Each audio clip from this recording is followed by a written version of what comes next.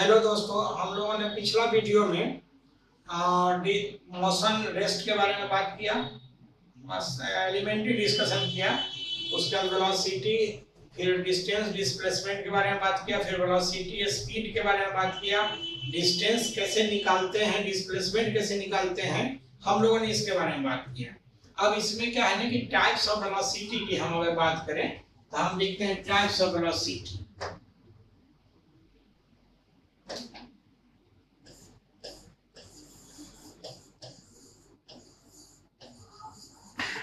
Types of velocity, velocity के type ऐसे तो वेलोसिटी बेसिकली जो अभी हम लोग बात करेंगे उसमें अगर मैथमेटिकल बात करें, ठीक है, तो मैथमेटिकल बात करने के हिसाब से वेलोसिटी दो ही तरह का होगा। एक तो इंस्टेंटेनियस वेलोसिटी होगा और दूसरा एवरेज वेलोसिटी होगा। लेकिन थोड़ा सा और बेसिक से बात करना हम अगर चाहें तो उसमें बेसिक से बात करने में वेलोसिटी का टाइप जो हम लोग लिखते हैं तो पहले लिखते हैं यूनिफॉर्म वेलोसिटी। चलो लिखते हैं uniform velocity.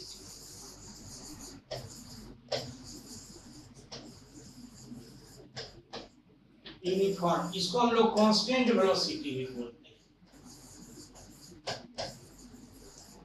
Constant velocity.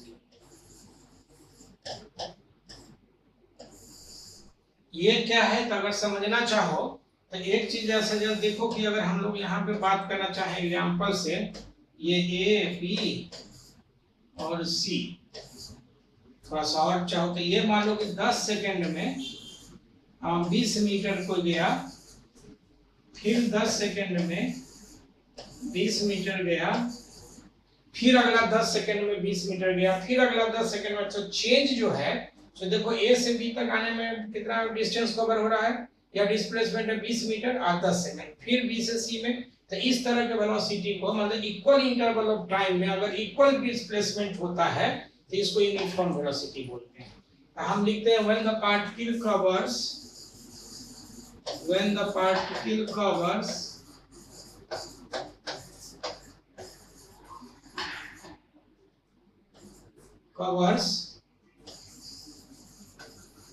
equal displacement, equal displacements in equal interval of time, in equal interval of time,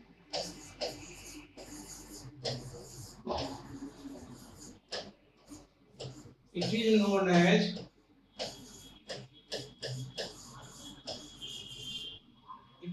as the uniform velocity.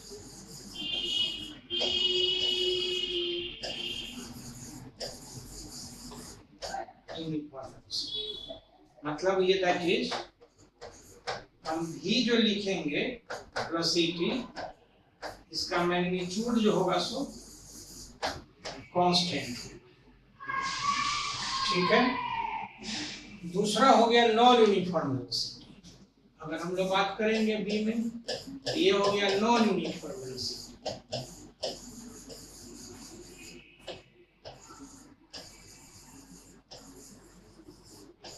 Non uniform velocity, या इसको हम वेरिएबल वेलोसिटी भी बोल सकते हैं। वेरिएबल वेलोसिटी माने जो वेरी करेगा, सिंपल है। अब इसको हम अगर दिखाना चाहें तो जरा देखो, मान लो ये ए है, ये बी है और ये सी है। ये 10 सेकंड में मान लो 20 मीटर गया, ये अगला 10 सेकंड में 30 मीटर चला, ठीक है। तो स्वाभाविक है कि इसमें जो है स्वाभाविक फिर अगला मान लो 10 सेकंड में 15 मीटर चला गया, तो वगैरह इसका चेंज कर रहा है। तो हम लिखते हैं कि when the particle covers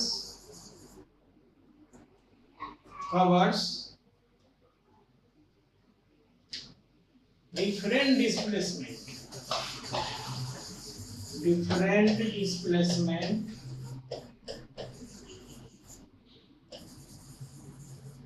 या unequal displacements और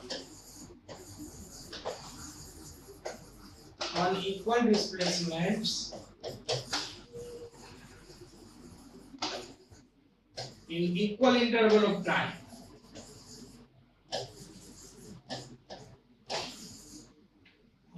In equal interval of time, it is non-uniform.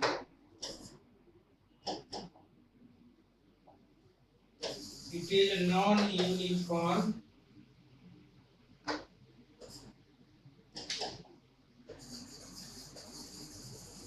non-uniform velocity.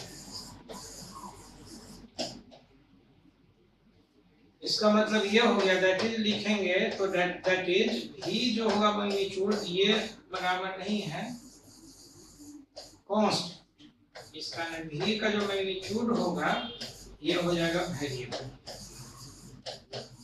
मतलब इसको हम लोग बोलते हैं, हालांकि इससे ये 9th वगैरह में भी पढ़े होंगे, ठीक ना, कि इससे अभी बहुत कंसर्न नहीं है, फिर भी कभी वर्ड यूज हो गया कि इसका मतलब क्या होता है ये समझना इंपॉर्टेंट है।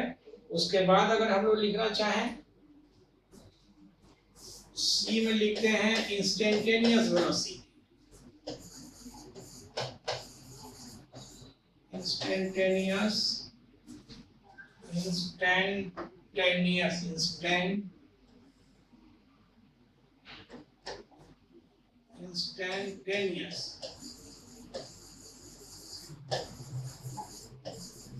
Velocity.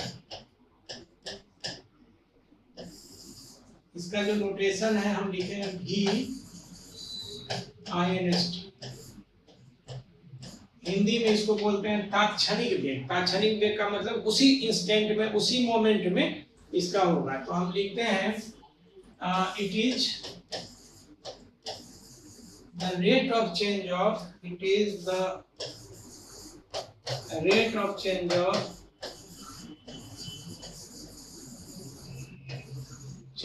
displacement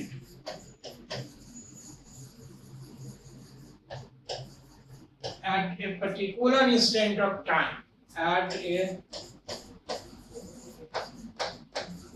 particular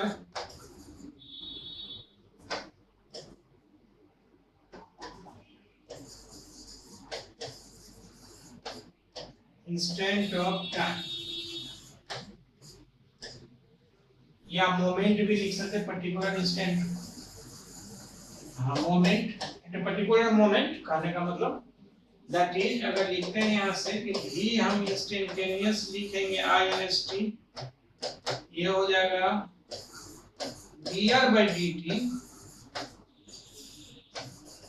eight t बराबर t0। ये इंस्टेंट ऑफ टाइम हो गया t0।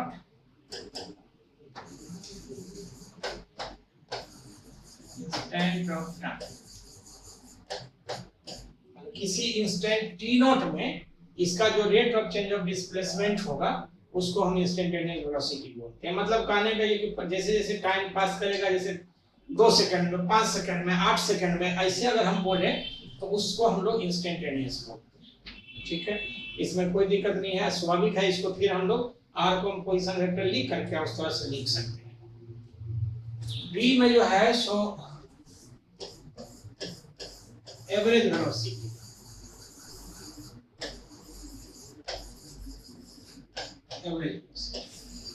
तो एवरेज वेलोसिटी का नोटेशन ऐसे होता है, एक तो वेक्टर है और इस पर से ऐसे लिख दें, या नहीं तो बेस्ट है कि ऐसे लिख दें।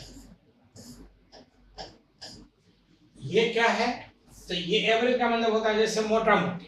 ठीक है, तो मोटा मोटी मतलब कि एक बताओ भाई कि मतलब during the total interval of time कितना डिस्प्लेसमेंट हुआ। हम लिखते हैं it is the rate of change of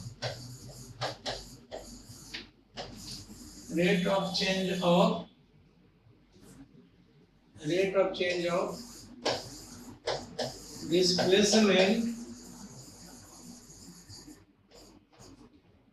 during certain interval of time,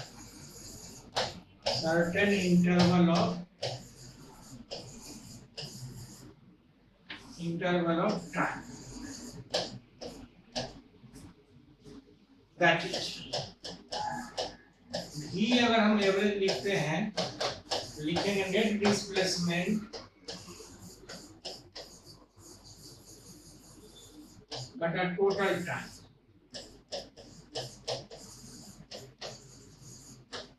या इसको हम लोग लिख सकते हैं delta R bye delta T, ऐसे भी लिख सकते हैं। This again can be written as r final minus r initial by t final minus t initial, हम ऐसे लिख सकते हैं। ठीक है,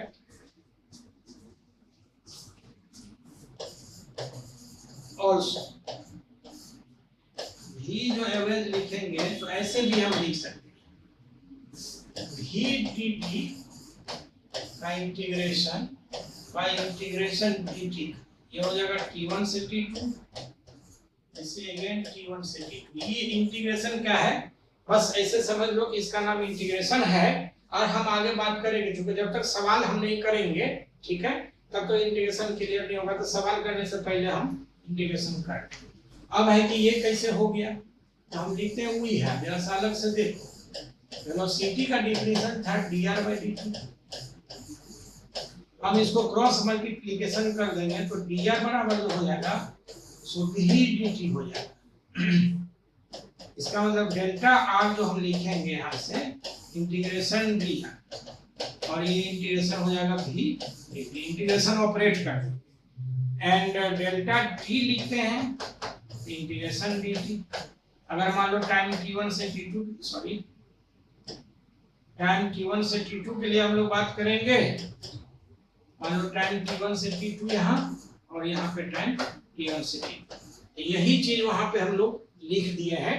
जो कि हम पहले तुम देख सकते हो यहाँ पे कि delta r bye delta t था, इस डेल्टा r के वैल्यू डेल्टा r के जगह पे हम भी dt लिख दिए यहाँ पे, और वो डेल्टा t जो था यहाँ पे उसके जगह पे हम लोग dt का इंटीग्रेशन लिख दिए। तो हम लोग ये बहुत स्टैंडर्ड डेफिनेशन है एक्चुअली एवरेज वेलोसिटी, ठीक है। तो हम लोग यहाँ से इसमें बात करते हैं। अब अगला जो है इसमें वो है एक्सीलरेशन, तो जरा सा एक्सीलरेशन देखो।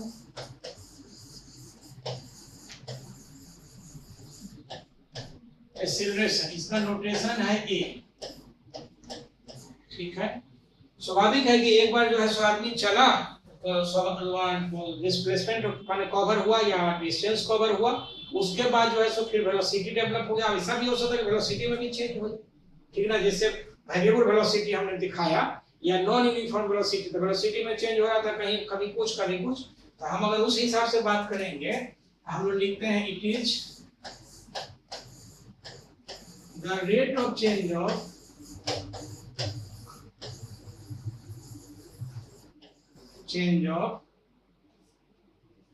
velocity vector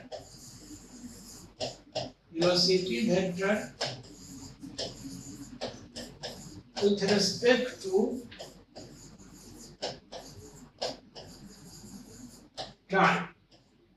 मतलब ये हो गया कि अगर हम एक्सेलरेशन दैट इज लिखेंगे एक्सेलरेशन बराबर, तो ये हो जाएगा delta v by delta t। मतलब इसे भी लिख सकते हैं v final minus v initial by t final minus t initial. Again अगर हम लिखें यहाँ पे कि a बराबर लिखेंगे जैसे delta v by delta t, and when delta t tends to 0, तो ये a बराबर हो जाएगा dv बाय dt।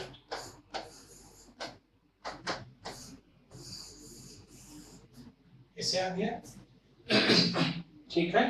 नाउ लेकिन नाउ ये a बराबर लिखते हैं a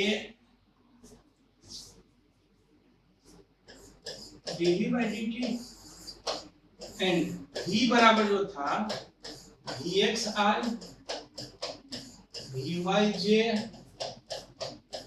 vzk, ठीक है। इसको हम लोग डिफरेंशिएट करते हैं, डिफरेंशिएटिंग। अब ये बोलो कि डिफरेंशिएशन क्या है भाई, तो हम बताते हैं, हम भी बताएंगे कि डिफरेंशिएशन इंटीग्रेशन ये सब क्या है। तो ये dv बाय dt आ जाएगा dvx/dt I dvy/dt j dvz/dt k। इसका मतलब आ जाएगा दिस इज a और ये dv/dt and this is axi ayj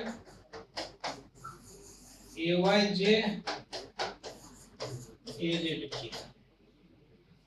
ठीक है, इसका मतलब साफ है कि हम लोग लिखते हैं सो a का अगर मॉड लिखेंगे दिस विल बी ax का स्क्वायर ay का स्क्वायर az का स्क्वायर हुआ ax बराबर हो जाएगा dvx/dt, इसको बोलते हैं एक्सेलरेशन along x axis। ठीक है, ay बराबर लिखते हैं तो dvy/dt,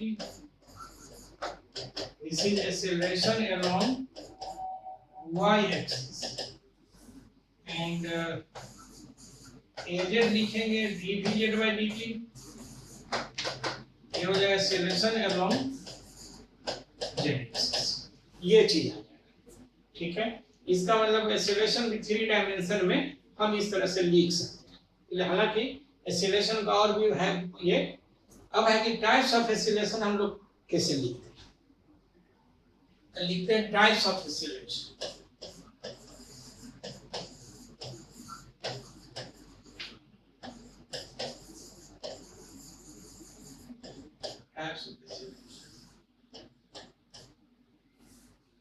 पहला हो गया यूनिफॉर्म एक्सेलरेशन, या ए में लिखना चाहो तो लिख दो यूनिफॉर्म एक्सेलरेशन या constant acceleration.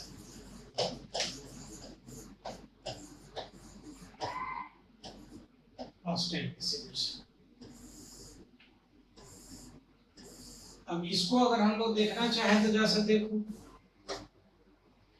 P Q R और ये S, यहाँ पे इसका जो है 10 मीटर पर सेकंड है, ये 10 सेकंड में ये हो गया 20 मीटर पर सेकंड, फिर 10 सेकंड में 20 मीटर पर सेकंड, फिर 10 सेकंड में ये हो गया 40 मीटर पर second.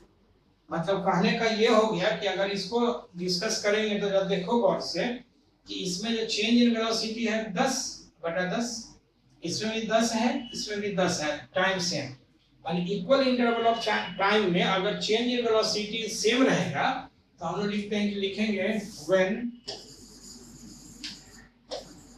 The change in velocity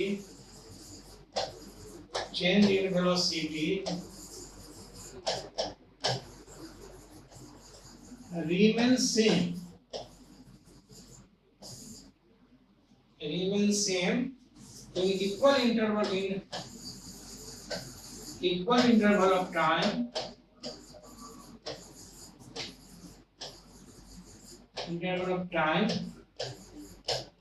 it is the uniform acceleration. It is the uniform acceleration। ठीक है, uniform acceleration that is a का मॉड अगर हम लिखेंगे तो ये कांस्टेंट होना चाहिए। ठीक है, इसका मतलब ये हो गया कि चेंज इन वेलोसिटी का मॉड ये हो गया सेम इन सेम डेल्टा की, सेम डेल्टा। ऐसा माने का डेफिनेशन ये होगा कि माने चेंज इन जो वेलोसिटी होगा उसका जो मॉड आएगा वैल्यू, ठीक है ना, वो सेम होना चाहिए, तो हम इसको यूनिफॉर्म एक्सेलरेशन की बात करेंगे। बी में हम लोग बोलते हैं, बी में non uniform acceleration, non uniform acceleration और वेरिएबल एक्सेलरेशन।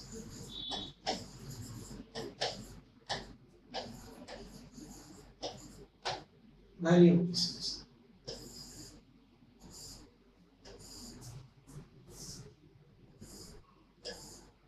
है।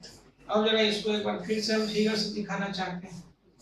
मान लो P Q R S, यहाँ पे 10 मीटर पर सेकंड है, यहाँ पे 20 मीटर पर सेकंड, यहाँ 50 मीटर पर सेकंड, यहाँ पे फिर 5 मीटर पर सेकंड। ये 10 सेकंड है, ये 10 सेकंड है, ये 10। मतलब जरा गौर से देखो कि इसमें अगर हम लोग चेंज की बात करें, ठीक है, यहाँ पे 10 का चेंज है और यहाँ पे 30 का चेंज आ गया, फिर यहाँ पे -45 का चेंज आ गया, ठीक है। इसका मतलब जब चेंज इन वेलोसिटी अलग अलग होगा, अनइक्वल होगा, ठीक है ना, in equal interval of time, तो उसको हम लोग नॉन यूनिफॉर्म बोलते हैं। हम लिखेंगे कि when the change in velocity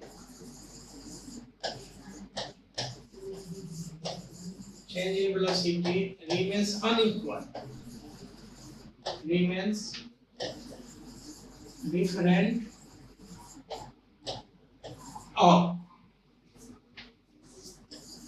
unequal in equal interval of time,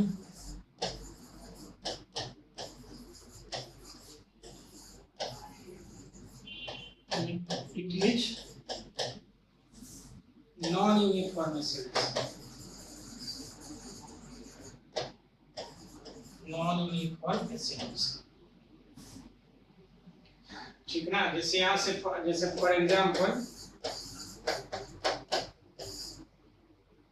लिखेंगे, इसका मतलब ये हो गया, दैट इज करके एक मिनट फॉर एग्जाम्पल,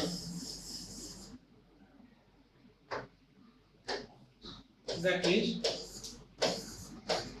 ए का मोड जो है नॉट कांस्टेंट, मतलब ए का मोड जो होगा ये वेरिएबल, ठीक है। जैसे यहाँ पे देख सकते हो कि अगर एक्सेलरेशन का डिफिनीशन लिखे change in velocity by time, तो चेंज इन बना 20 में से 10 गया बटा 10, यहाँ से चेंज इन वेलोसिटी 50 में से 20 गया माने 30 बटा 10, यहाँ पे 5 में से मान लो कि 50 गया -45 बटा 10, लाइक दिस। मतलब कहने का मतलब कि हम लोग इस तरह से नॉन यूनिफॉर्म को डिफाइन करते हैं। अगर हम अगला एक्सेलरेशन की बात करें, तो instantaneous acceleration, instantaneous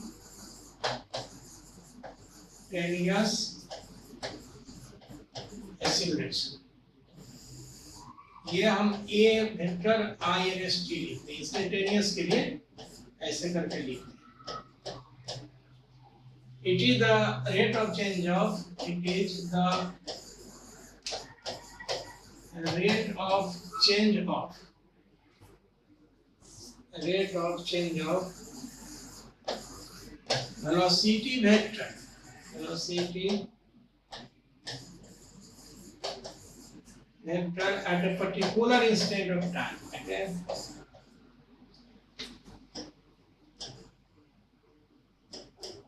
At a particular instant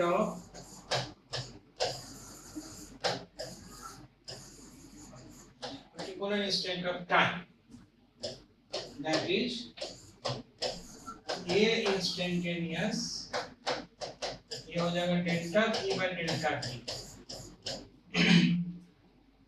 when delta t tends to 0, तो a इंस्टेंटेनियस जो आ जाएगा ये dv by dt।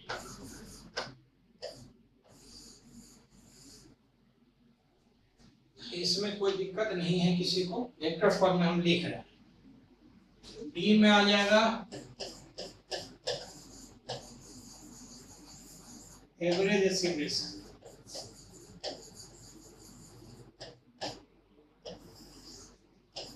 इसका नोटेशन हो जाएगा ऐसा, या ए पे वेक्टर और उसका ऐसे, ठीक है। It is the rate of change of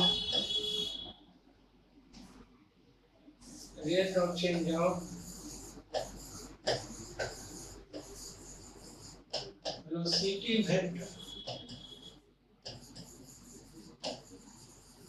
during certain interval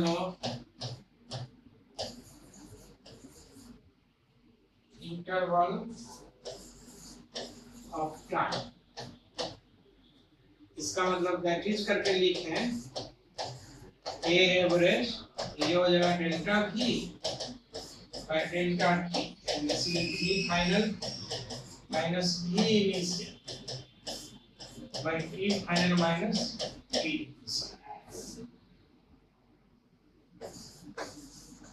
also a average लिखेंगे change in velocity vector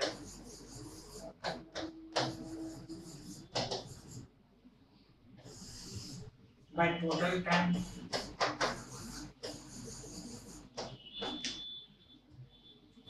again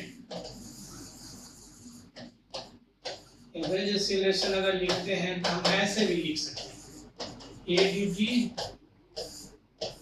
by dt का इंटीग्रेशन फ्रॉम t1 से t2 फ्रॉम t1 से, ये कहां से आया सो देखो तो हम लिखेंगे वही है a बराबर था dv by dt, cross multiplication करेंगे तो dv बराबर हो जाएगा a dt, इसका मतलब हो जाएगा डेल्टा v बराबर integration dv integration a dt and delta t बराबर dt का इंटीग्रेशन फ्रॉम t1 से t2 t1 से, यही वैल्यू हम वहां पर रख देंगे, मतलब सिमिलर होगा। देखो ये दो चीज जो है ना पूरे फिजिक्स में हमेशा होगा, एवरेज वैल्यू इंस्टेंटेनियस वैल्यू, जैसे instantaneous value of power average power, instantaneous value of force average force, instantaneous value of work done average work done, कहीं भी मतलब जो वैरी करेगा तो ये चीज हम लोग कहीं भी इसको लिख सकते हैं, यहाँ तक कोई दिक्कत किसी को नहीं होना चाहिए। ये हो गया आपका वेलोसिटी एक्सीलरेशन।